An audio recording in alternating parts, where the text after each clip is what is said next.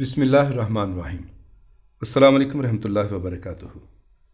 غازی علم دین 4 دسمبر 1908 کو متوسط طبقے کے ایک شخص تالے مند کے گھر لاہور میں پیدا ہوئے۔ یہ ان کے دوسرے بیٹے تھے۔ نجاری پیشہ تھا، عزت سے دن گزر رہے تھے۔ ایسے نامور نہ تھے، اپنے محلے تک ان کی شہرت محدود تھی، یا پھر لاہور سے باہر جا کر کہیں کام کرتے تو محنت، شرافت اور دیانتداری کی بدولت مختصر سے حلقے میں اچھی نظر سے دیکھے جاتے تھے۔ زندگی اس ڈھب کی تھی۔ اس زمانے میں مسجد محلے کے بچوں کی ابتدائی درس گاہ ہوتی تھی۔ تالے مند نے بھی اپنے بیٹے علم دین کو مسجد میں بھیجا تاکہ قرآن مجید پڑھے۔ علم دین نے کچھ دن وہاں گزارے، تعلیم حاصل کی، لیکن وہ زیادہ تعلیم حاصل نہ کر سکے۔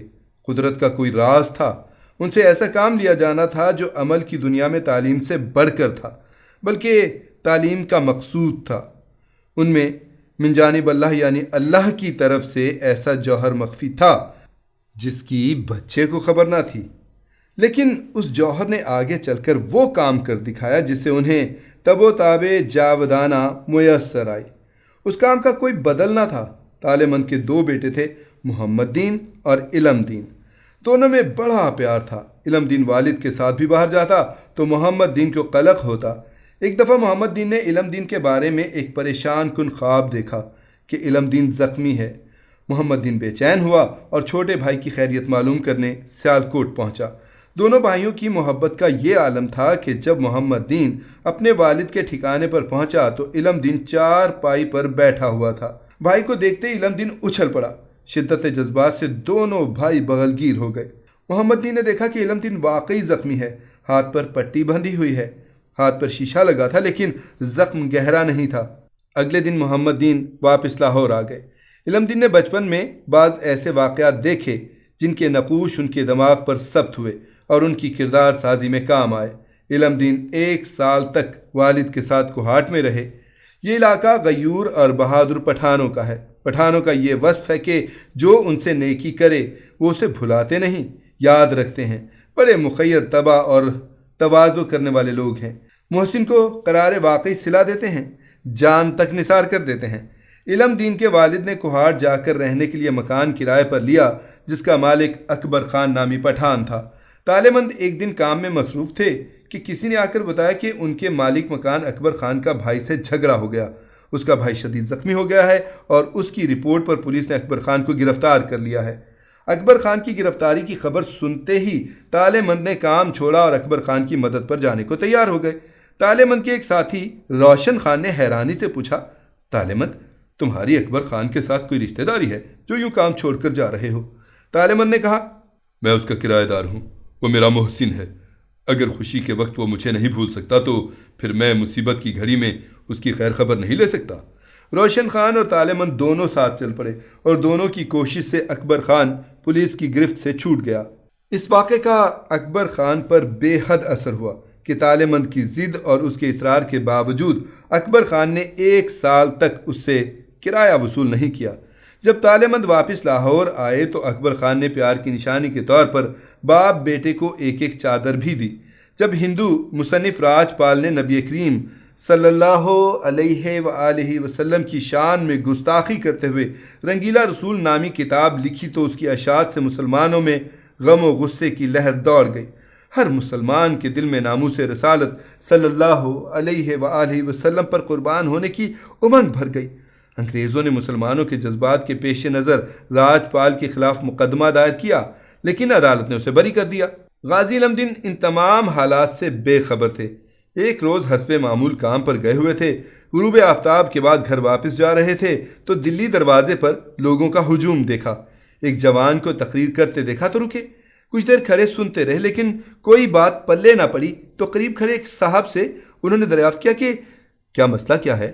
تو انہوں نے علم دین کو بتایا کہ ایک ہندو راجپال نے ہمارے نبی کریم صلی اللہ علیہ وآلہ وسلم کی شان میں گستاخی کی ہے، ان کے خلاف کتاب چھاپی ہے، اس کے خلاف تقریر ہو رہی ہے۔ وہ دیر تک تقریر سنتے رہے۔ علم دین کی زندگی کے تیور ہی بدل گئے۔ پھر ایک دفعہ غازی علم دین نے خواب دیکھا۔ ایک بزرگ فرماتے ہیں کہ علم دین، جلدی کرو، راجپال تمہارے ہی ہاتھوں قتل ہوگا۔ قدرت نے یہ سعادت تمہارے ہی مقدر میں لکھی ہے۔ غازی علم دین نے صبح ہوتے ہی تیز دھار چھری خرید لی اور سیدھا راجپال کی دکان پر جا پہنچے اور پوچھا کہ راجپال کہاں ہے؟ اس نے کہا کہ میں ہی راجپال ہوں۔ غازی علم دین نے وہیں پر چھری اس کے پیٹ میں گھونپ ڈالی۔ اس کے منہ سے ہائے کی آواز نکلی اور وہ فرش پر اوندھے منہ گر گیا۔ راجپال کو قتل کرنے کے بعد غازی بڑے اطمینان سے قریبی نل پر گئے اور چھری کو اس ملعون کے ناپاک خون سے صاف کیا۔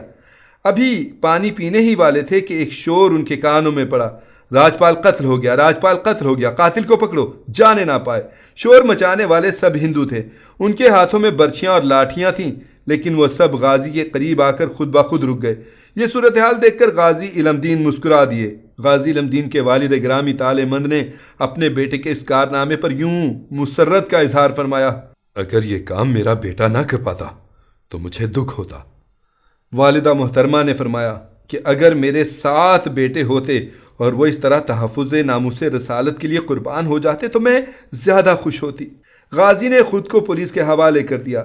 راجپال کی ملعون لاش میو ہاسپٹل بھجوا دی گئی۔ اس کے قتل کی خبر آنن فانن پورے شہر میں پھیل گئی۔ رات گئے تک اخبارات کے زمین میں فروخت ہوتے رہے، ہندو ہاسپٹل کے باہر جمع ہو گئے۔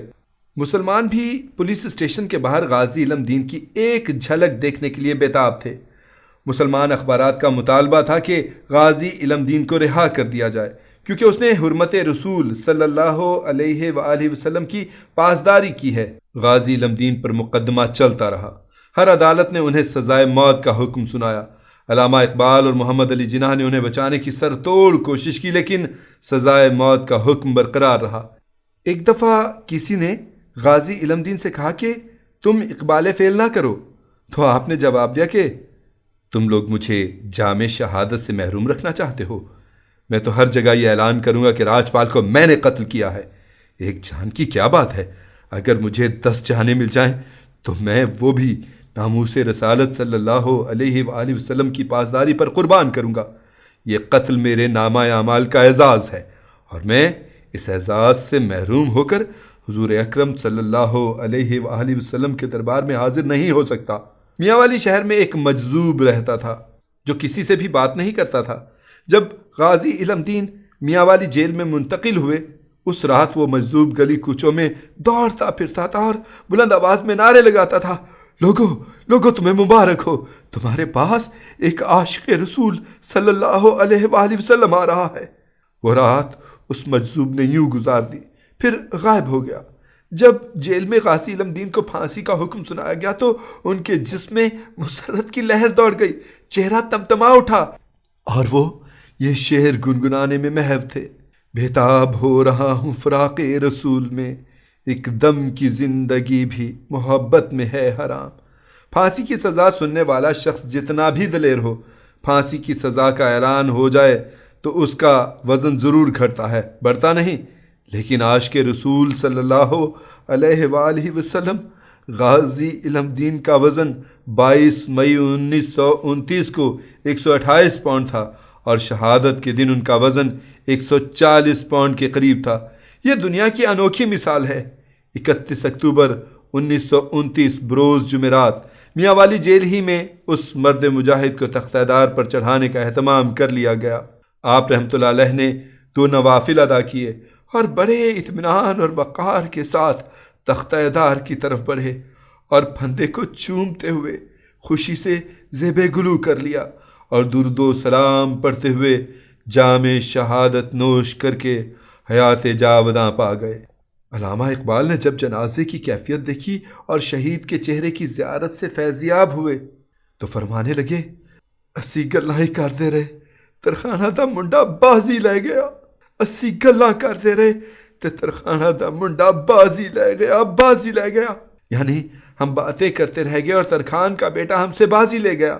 غازی علم دین کو لاہور میں چوبرجی کے بالکل نزدیک میانی صاحب کے قبرستان میں دفن کر دیا گیا۔ صاحبزادہ خورشید احمد گیلانی رقم تراز ہیں۔ غازی علم دین کا مقصوم دیکھیے، نہ چلہ کیا، نہ مجاہدہ، نہ حج کیا، نہ عمرہ کیا، نہ نقشہ کھینچا، نہ حرم کا مجاور بنا، نہ مکتب میں داخلہ کیا، نہ خانقاہ کا راستہ دیکھا، نہ کنز و قدوری کھول کر دیکھی، نہ رازیوں کا شاف کا مطالعہ کیا، نہ حزب البحر کا ورد کیا، نہ اسم اعظم کا وظیفہ پڑھا، نہ علم و حکمت کے خم و پیچ میں الجھا، نہ کسی حلقہ تربیت میں بیٹھا، نہ کلام و معانی سے واسطہ رہا، نہ فلسفہ و منطق سے آشنا ہوا، نہ مسجد کے لوٹے بھرے، نہ تبلیغی گشت کیا، نہ کبھی شیخی بگھاری، نہ کبھی شوخی دکھلائی۔ اسے پاک بازی کا ضبط نہیں، محبوب مجازی سے ربط تھا۔ وہ تسبیح بدست نہیں، مست مے الست تھا۔ وہ مسند آرا نہیں، فقیر سر راہ تھا۔ جس زمانے میں یہ رسوائے زمانہ کتاب لکھی گئی اور چھاپی گئی، شہر لاہور میں ظاہر ہے حق ہو کے زلزلے ہوں گے، علم و فضل کے چرچے ہوں گے، تقریر و تحریر کے ہمے ہوں گے، واضح نصیحت کے غلغلے ہوں گے، ادیبوں اور خطیبوں کے تنتنے ہوں گے، لیکن شاتم رسول کو اسفل السافلین میں پہنچانے کی سعادت کسی صوفی باصفا، کسی امام ادب دانشاہ، کسی خطیب شعلہ نو اور کسی سیاسی رہنما کے حصے میں نہیں آئی، بلکہ ایسے مزدور کو ملی جو ممتاز دانشور نہیں، معمولی کاریگر تھا، جس کی پیشانی پر علم و فضل کے آثار نہیں، ہاتھوں میں لوہے کے اوزار تھے۔ خدا معلوم وہ نمازی تھا یا نہیں، لیکن صحیح معنوں میں غازی نکلا۔ وہ کلا و دستار کا آدمی نہیں تھا، مگر بڑے کردار کا حامل بن گیا۔ حاصل کلام، غازی علم دین نے فن تجوید و قرات سیکھا، نہ عربی فارسی پڑھی، نہ روی کی مثنوی دیکھی، نہ زامہ شری کی کشاف پڑھی، نہ دین کے اسرار و رموز سمجھے، مگر ایک راز اس پر ایسا کھلا کہ مقدر کے بند کواڑ کھل گئے، قسمت کا دریچہ کیا کھلا کہ جنت کے دروازے کھل گئے۔ یہ عقل خود بین کا کرشمہ نہیں، عشق خدا بین کا معجزہ تھا کہ کل تک دکان پر ٹھک ٹھک کرنے والا غازی علم دین آج کروڑوں مسلمانوں کے سینوں میں دل بن کر دھک دھک کر رہا ہے۔ بے شک عشق رسالت صلی اللہ علیہ وآلہ وسلم کی بات ہی نرالی ہے۔ زہ نصیب کہ جس کا عشق رسالت کے لیے کچھ لگ جائے، اور حقیقت یہ ہے کہ اللہ کے رسول صلی اللہ علیہ وآلہ وسلم کے لیے یہ جان بھی چلی جائے اور اللہ اور اس کا رسول راضی ہو جائے، تب بھی یہ سودا سستا ہے۔ دعا ہے کہ اللہ تعالی ہم سب کو اس واقعے سے سبق حاصل کرنے کی توفیق عطا فرمائے، آمین یا رب العالمین۔